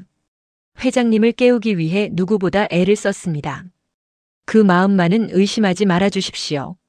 박태호가 잠시 천장을 올려다보았습니다. 배신감과 부정 사이에서 그의 마음은 여전히 어지러웠습니다. 자신을 고발하려던 아들과 자신을 살려낸 아들이 같은 사람이라는 사실이 박태호를 혼란스럽게 했습니다. 박태호가 낮게 내뱉었습니다. 행동이 곧 마음이야. 두고 보면 알겠지. 김단희는 그 말에 더 대꾸하지 않았습니다. 박태호가 의식을 되찾은 이상 판은 다시 빠르게 움직일 터였습니다. 김단희는 그 흐름을 누구보다 먼저 읽고 있었습니다. 박태호의 칼이 오정란을 향하는 사이 자신의 칼은 박태호와 오정란을 함께 겨눌 것이었습니다. 김단희는 병실을 나서며 차갑게 가라앉은 눈으로 복도 끝을 바라보았습니다. 김단희가 오정란과 마지막으로 독대했습니다. 단둘이 마주 선 그 자리에서 김단희는 마침내 그 오랜 위장을 완전히 벗었습니다. 그동안 애써 누르던 부드러움이 사라지고 차갑고 단단한 본심이 그대로 드러났습니다. 오정란 잘 들어. 네가 빼앗은 것들 이제 하나씩 똑같이 돌려받게 해줄 거야. 천천히, 아주 천천히. 오정란이 눈을 부릅떴습니다. 역시 너 단이지. 단이 맞잖아. 내가 알아봤어, 그날부터. 김단희는 표정 하나 바꾸지 않았습니다. 그래서? 그 말을 이제와 누가 믿어줄까? 네가 직접 죽었다고 도장 찍은 사람이 살아 돌아왔다는 그 말을. 오정란이 입을 떡 벌린 채 아무 말도 잊지 못했습니다. 자신이 평생 무기로 쓰려던 그 진실이 도리어 자신을 가두는 창살이 되어버린 것입니다. 떠들면 떠들수록 미친 사람이 될 뿐이었습니다. 그 의심은 끝내 증명할 길 없는 광기로 오정란 안에 갇혀버렸습니다. 김단희가 한 걸음 더 다가가 더없이 낮은 목소리로 말했습니다. 내가 30년을 어떻게 살았는지 알아? 매일 죽은 사람으로 언니 이름을 빌려서. 단 하루도 나로 살아본 적이 없어. 오정란의 입술이 떨렸습니다. 김단희가 천천히 돌아섰습니다. 이제 네 차례야. 소중한 걸 하나씩 잃어가는 게 어떤 건지 너도 똑같이 겪어봐. 등 뒤에서 오정란이 무어라 외쳤지만 김단희는 끝내 돌아보지 않았습니다. 오정란이 철문에 매달리며 절규했습니다. 단희야. 단희 한 번만 돌아봐. 우리가 이렇게까지 될 일은 아니었잖아. 김단희의 걸음이 잠시 멈췄습니다. 그러나 돌아서지는 않았습니다. 김단희가 낮은 목소리로 말했습니다. 너는 우리 언니를 죽였어. 갓난아기였던 민준이까지 없애려 했고. 그래놓고 이렇게까지 될 일이 아니라고. 오정란이 입을 다물었습니다. 김단희가 마지막으로 덧붙였습니다. 나는 너처럼 사람을 죽이진 않을 거야. 피는 또 다른 피를 부르니까. 대신 네가 가진 걸 하나도 남김없이 빼앗을 거야. 그게 내 방식이야. 오정란의 손이 철문에서 천천히 미끄러져 내렸습니다. 더는 매달릴 힘조차 남아있지 않았습니다. 김단희는 철문을 닫고 어두운 복도를 따라 걸어 나갔습니다. 그 발걸음에는 망설임이 없었습니다. 30년을 죽은 사람으로 살아온 끝에 마침내 진짜 자신의 이름으로 복수를 시작하는 순간이었습니다. 복도를 걸으며 김단희는 오래전 언니의 마지막 모습을 떠올렸습니다. 자신을 지키려다 희생당한 언니. 그 죽음 앞에서 김단희는 스스로를 죽이고 언니의 이름으로 살아가기로 했습니다. 그 긴 세월이 오직 오늘을 위한 것이었습니다. 김단희의 눈가에 잠시 물기가 어렸지만 곧 단단하게 마음을 다잡았습니다. 아직 울 때가 아니었습니다. 오정란을 무너뜨리는 것은 시작에 불과했습니다. 그 뒤에는 박태호가 7년 전의 진실이 아직 풀어야 할 매듭들이 남아 있었습니다. 김단희는 걸음을 멈추지 않았습니다. 어두운 복도 끝에 한 줄기 빛이 비쳤습니다. 그 빛을 향해 김단희는 죽은 사람이 아니라 살아있는 자신으로 한 걸음씩 나아갔습니다. 30년을 벼려온 진짜 복수가 그렇게 본격적으로 첫 발을 뗐습니다. 하루 사이에 국면이 완전히 뒤집혔습니다. 후계는 첩의 자식이라 불리던 박민준 쪽으로 정통하게 기울었습니다. 오정란은 진실의 끝자락을 손에 쥐고도 스스로 판 함정에 갇혀 광기 어린 거짓말쟁이로 몰렸습니다. 자신이 죽었다고 도장 찍은 사람을 이제와 살아있다 주장해야 하는 빠져나올 수 없는 덫이었습니다. 박현주는 평생 믿어온 이름을 스스로 던지고 자신의 모든 것을 단죄하는 쪽에 보탰습니다. 욕심에 휘둘리던 자리에서 처음으로 제 발로 내려선 것입니다. 박태호는 의식을 되찾자마자 오정란을 향해 제 손에 칼을 갈기 시작했고 김단희의 칼끝은 박태호와 오정란의 죄를 함께 겨누며 마침내 본궤도에 올랐습니다. 그 모든 흐름의 한가운데서 백진주는 7년 전 진실의 방아쇠에 조용히 손가락을 걸었습니다. 누구도 단번에 무너뜨려지지는 않았지만 흩어져 있던 모든 패가 한 방향을 향해 천천히 모여들고 있었습니다. 오래 어긋나 있던 진실이 제자리를 찾아가고 오래 가려져 있던 죄가 빛 아래로 끌려 나오는 중입니다. 아직 당겨지지 않은 그 방아쇠가 다음 국면을 향해 한마디씩 천천히 조여들고 있습니다. 첩의 자식이라 손가락질 받던 장남은 마침내 중심으로 걸어 들어왔고 안주인 행세를 하던 여자는 지하실 한 칸에 갇혀 자기 목소리만 메아리치는 처지가 됐습니다. 평생 가짜 이름을 달고 살던 청년은 그 이름을 스스로 벗어 던졌고 죽은 사람으로 살아온 여인은 비로소 제 이름을 향해 한 걸음을 뗐습니다. 무엇 하나 깨끗이 끝난 것은 없습니다. 박태호의 죄도 7년 전의 진실도 아직 빛 아래 다 드러나지 않았습니다.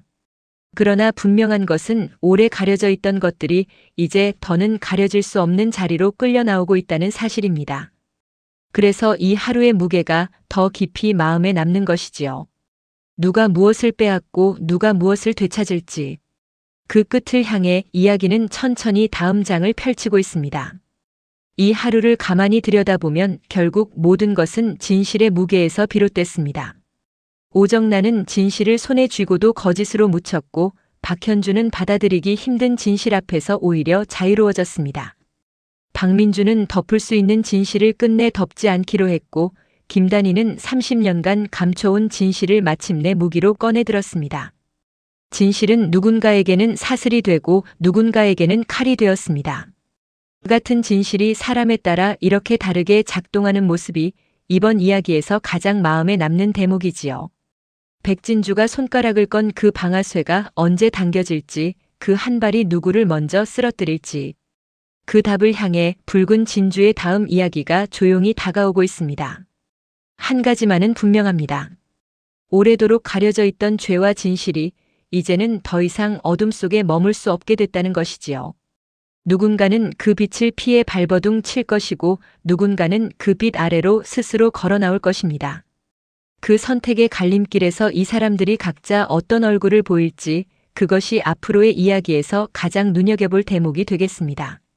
지난 이야기에서 가장 무거웠던 장면은 지하실에 갇힌 오정란이었습니다. 자기 입으로 죽었다고 못 박은 사람이 눈앞에 살아있다는 의심에 사로잡힌 것입니다. 같은 시각 백진주는 오정란의 차 내비 기록을 따라 납골당에 닿았습니다. 거기서 김명희 사장이 죽은 줄 알았던 김단의 본인이라는 진실에 가닿았습니다. 박민주는 기억을 되찾고 태미바이오를 다시 들여다봅니다. 한쪽에서는 박태호가 깨어나 칼을 갈고 다른 쪽에서는 김단희가 조용히 판을 짭니다.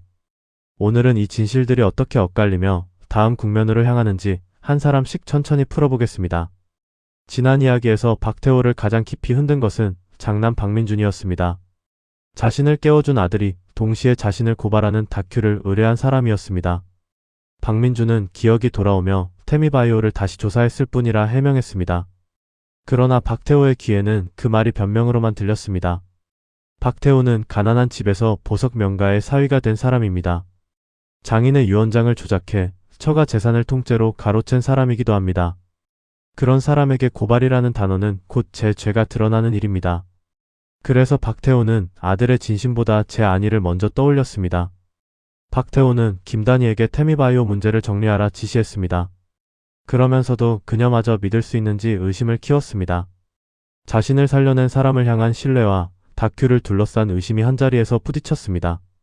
박태호는 깨어난 뒤 박민준을 후계자로 세우라 지시한 사람입니다.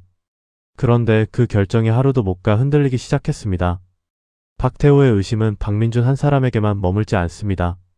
클로이가 기억을 잃은 척 아델을 노린다고 보았고 박현주는 사실상 자식으로 인정하지 않았습니다. 이제는 자신을 살려낸 김단희까지 의심의 눈으로 보기 시작한 것입니다. 한때 회장 직무대행을 맡길 만큼 신임했던 사람인데 박민준의 다큐 사건 이후 그 인명이 보류됐습니다. 그 작은 보류 하나에서 의심이 싹 텄습니다. 25년 넘게 죄 위에 세운 사람의 세계는 그 죄가 드러나는 순간 가장 약해집니다. 박태호의 배신감은 사실 그 약함의 다른 이름이었습니다. 자신이 가족까지 장기판의 말로 부려온 사람이기에 누구도 온전히 믿지 못하는 것이죠. 박태호는 아델을 세계 최고의 기업으로 만들겠다는 야심 하나로 살아온 사람입니다. 그 목적을 위해서라면 가족마저 도구로 썼습니다. 그렇게 사람을 도구로만 보아 온 사람에게는 그 사람들의 진심이 보이지 않습니다. 박민준이 자신을 살리려 누구보다 애썼다는 사실조차 박태호는 또 하나의 계산으로 의심합니다. 행동이 곧 마음이라며 두고 보겠다는 그 말 속에 아무도 믿지 못하는 외로움이 배어 있습니다. 곁에 사람을 두고도 늘 혼자인 자리, 그것이 박태호가 쌓아 올린 세계의 민낯입니다. 그래서 그 의심이 더 깊고 더 위태로워 보이는 것이지요. 이번 이야기에서 가장 큰 한 걸음은 백진주가 내디뎠습니다. 백진주는 오정란의 차 내비 기록을 단서로 삼았습니다. 송 기사가 몰던 그 차의 기록이 한 납골당을 가리켰습니다. 백진주는 거기서 김단이라는 이름을 발견했습니다. 자신이 태어나고 이틀 뒤 서류상 세상을 떠난 사람이었습니다. 백진주는 마침내 김명희 사장이 곧 죽은 줄 알았던 김단의 본인이라는 진실에 닿았습니다. 이 진실의 무게를 알려면 30년 전으로 거슬러 가야 합니다. 김단희는 언니 김명희의 죽음을 목격한 뒤 자신을 죽은 사람으로 만들었습니다. 자기 이름을 버리고 언니의 이름과 신분으로 살아가기로 한 것입니다. 오직 조카 박민준을 지키고 오정란에게 복수하기 위함이었습니다. 적들은 지금도 그녀를 살아있는 언니 김명희로 알고 있습니다. 그 위장이 30년을 버텨왔습니다. 그런데 그 단단한 벽을 백진주가 처음으로 뚫고 들어간 것입니다. 백진주는 본래 박태호를 아버지의 원수로 보고 들어온 사람입니다. 7년 전 야수 같은 불길 속에서 아버지 백준기를 잃었습니다. 그날 순수했던 백진주는 죽고 클로일이라는 이름으로 다시 태어났습니다. 백진주는 김단희와 오정란 모두 그 죽음을 알면서도 눈 감았다고 믿어왔습니다. 그런 백진주에게 김단희의 진짜 정체는 그저 또 하나의 적이 아닙니다. 자신과 똑같이 복수를 위해 모든 것을 버린 사람이라는 뜻이기 때문입니다. 백진주의 복수와 김단희의 복수는 본래 다른 길이었습니다. 한쪽은 박태호를, 한쪽은 오정란을 겨누었습니다. 그러나 두 사람의 길이 한 점에서 마주치는 순간이 다가오고 있습니다. 백진주는 김단희가 아델 전체를 노린다고 판단하고 맞설 준비를 하던 참이었습니다. 그러던 차에 김단희의 정체까지 알게 됐으니 그 무기를 어떻게 쓰느냐가 더욱 중요해졌습니다. 백진주가 이 진실을 적으로 쓸지 아니면 손잡을 패로 쓸지에 따라 판이 갈립니다. 잘못 쓰면 김단희의 30년이 통째로 무너집니다.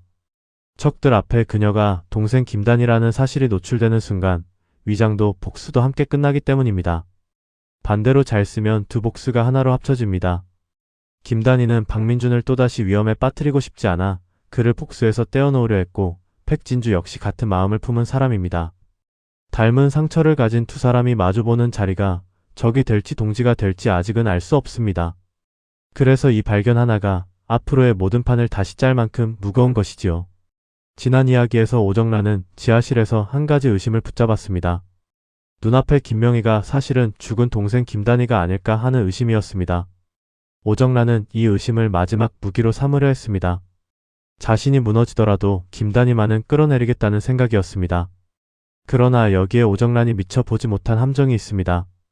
김단희는 오래전 자신을 죽은 사람으로 만들어 두었습니다. 그 사망 기록을 손에 넣어 확인한 사람이 바로 오정란 자신이었습니다. 그러니 오정란이 김단희가 살아있다 주장할수록 죽은 사람을 살아있다 우기는 사람이 됩니다.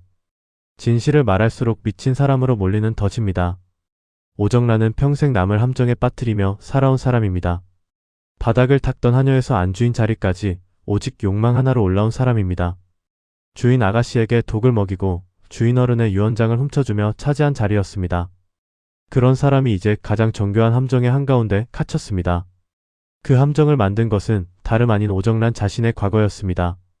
오정란의 처지는 박태호 앞에서 더욱 분명해집니다. 평생 박태호를 속여온 사람이기에 이제는 진실을 말해도 또 하나의 거짓으로만 들립니다. 거짓의 화신으로 굳어버린 입에서 나온 진실은 끝내 진실로 닿지 못합니다.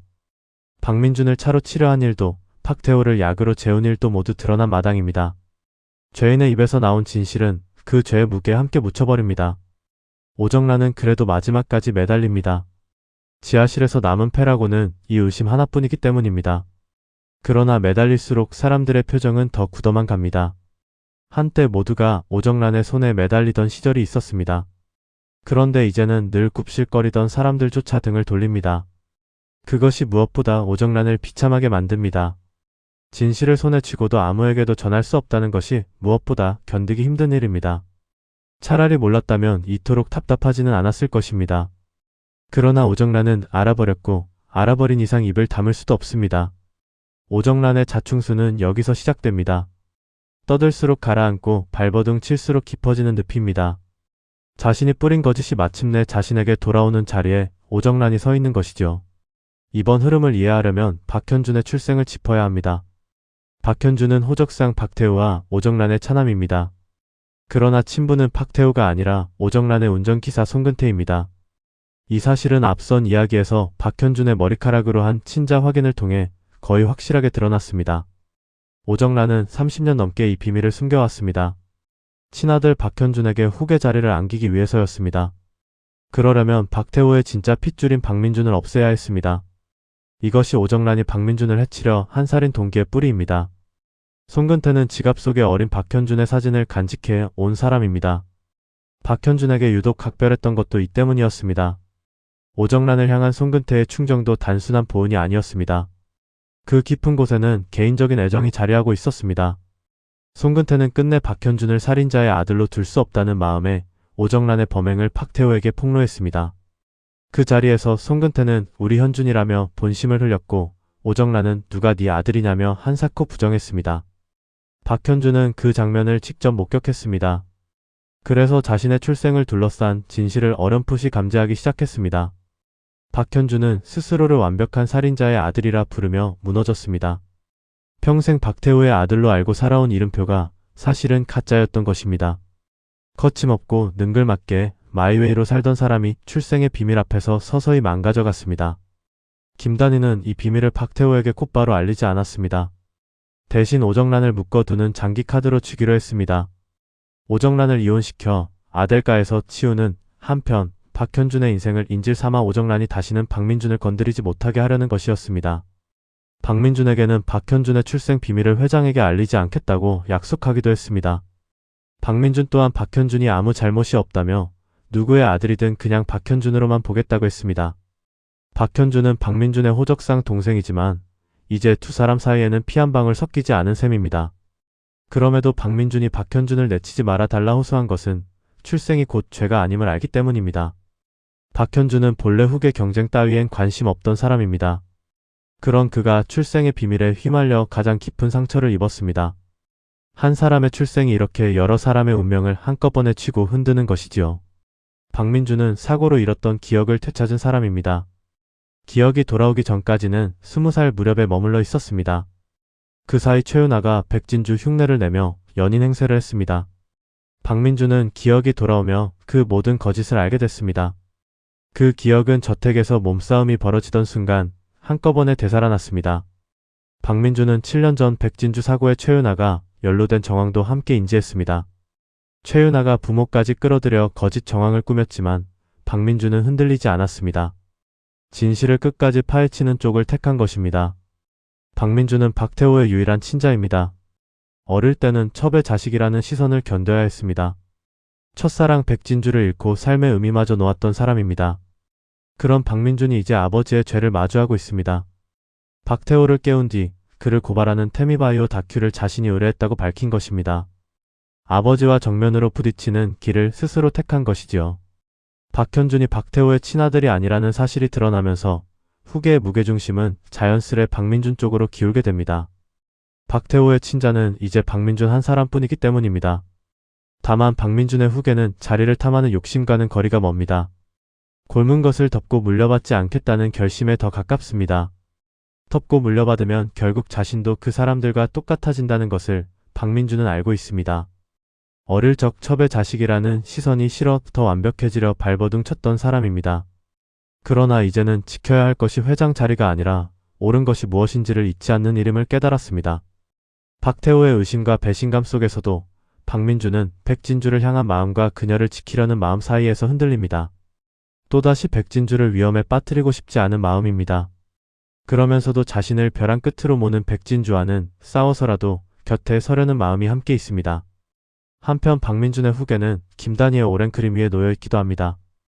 김단희가 30년간 보석감정사를 거쳐 사장 자리까지 오른 것도 조카 박민준을 아델의 후계자로 세우기 위함이었습니다.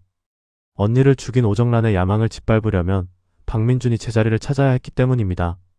그러니 박민준이 정통 후계로 걸어 들어오는 길은 김단희의 30년이 향해 온 끝이기도 합니다. 다만 박민준은 그 길이 누군가의 설계 위에 놓여 있다는 것을 다 알지는 못합니다. 그저 옳다고 믿는 길을 묵묵히 걸어갈 뿐입니다. 첩의 자식이라 밀려나 있던 사람이 중심으로 걸어 들어오는 길은 그래서 더 무겁고 외로워 보이는 것이지요. 앞선 이야기에서 박태호는 오정란에게 약물로 제압당해 의식을 잃었습니다. 진정제와 마약성 진통제가 그를 오래 가두었습니다. 오정란은 강 실장까지 매수해 직무대행 위임장을 손에 넣었습니다. 아델의 절반을 차지하려 한 것입니다. 김단희는 그 혈액을 몰래 빼내 성분을 알아냈습니다. 한 선생이 해독제를 마련했고 박민준이 치료를 주도했습니다. 그렇게 박태호는 마침내 의식을 되찾았습니다. 깨어난 박태호는 오정란을 별채 지하실에 가두고 이혼을 추진했습니다.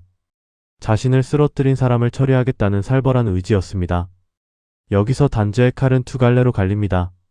하나는 박태호의 칼입니다. 자신을 약으로 재우고 회사를 휘저은 오정란을 향한 분노입니다. 다른 하나는 김단희의 칼입니다. 김단희의 복수는 본래 박태호를 향한 것이 아니라 오정란을 향한 것이었습니다. 지난 30년간 오직 오정란에게 똑같이 갚을 방법만을 생각해 온 사람입니다. 오정란이 소중한 것을 하나씩 잃어가는 고통과 두려움을 느끼게 하는 것이 목표였습니다. 사무자리도 갤러리도 곁에 사람들도 그리고 아들까지 하나씩 떨어져 나가게 하는 것입니다. 그런데 김단희의 칼은 거기서 멈추지 않습니다. 박태호 또한 7년 전 백준기의 죽음에 책임이 있는 사람입니다. 김단희에게 박태호는 25년을 곁에서 속여온 살인자이기도 합니다. 그래서 김단희의 칼끝은 결국 박태호와 오정란을 함께 겨눕니다. 박태호는 자신의 분노가 김단희의 더 큰 그림 안에서 움직이고 있다는 것을 모릅니다. 자신을 살려낸 사람이 사실은 자신마저 겨누고 있다는 것을 박태호는 알지 못합니다. 같은 오정란을 향한 두 개의 칼이 서로 다른 곳에서 동시에 나를 세우는 것이지요. 박태호의 칼은 분노에서 나온 것이고 김단희의 칼은 30년을 벼린 것입니다. 그 두 칼이 같은 곳을 향하는 동안 김단희는 조용히 다음 수를 그리고 있습니다. 이번 이야기를 가만히 들여다보면 모든 것이 진실의 무게에서 비롯됐습니다. 오정란은 진실을 손에 쥐고도 거짓으로 묻혔습니다. 박현주는 받아들이기 힘든 출생의 진실 앞에 섰습니다. 박민주는 덮을 수 있는 진실을 끝내 덮지 않기로 했습니다. 백진주는 김단희의 정체라는 진실에 닿았습니다. 같은 진실이 사람에 따라 사슬이 되기도 하고 칼이 되기도 합니다. 오정란에게 진실은 자신을 가두는 창살이 됐고 김단희에게 진실은 30년을 벼린 칼이 됐습니다. 박현준에게는 평생의 이름을 무너뜨리는 무기였고 백진주에게는 폭수의 새로운 열쇠였습니다. 그래서 이 하루의 무게가 더 깊이 마음에 남는 것이지요. 누가 무엇을 빼앗고 누가 무엇을 되찾을지. 그 끝을 향해 이야기는 천천히 다음 장을 펼치고 있습니다. 가려져 있던 죄와 진실이 이제는 더 이상 어둠 속에 머물 수 없게 됐습니다. 오늘은 박태호의 흔들리는 신뢰부터 백진주가 닿은 진실까지 함께 짚어보았습니다. 진실을 쥐고도 갇힌 오정란, 출생의 비밀을 감지한 박현준, 그리고 정통 후계로 기우는 박민준의 길을 살펴보았지요. 다음 이야기에서 이 진실들이 어떻게 부딪힐지 함께 지켜봐 주시면 좋겠습니다. 오늘도 끝까지 함께 해주셔서 고맙습니다.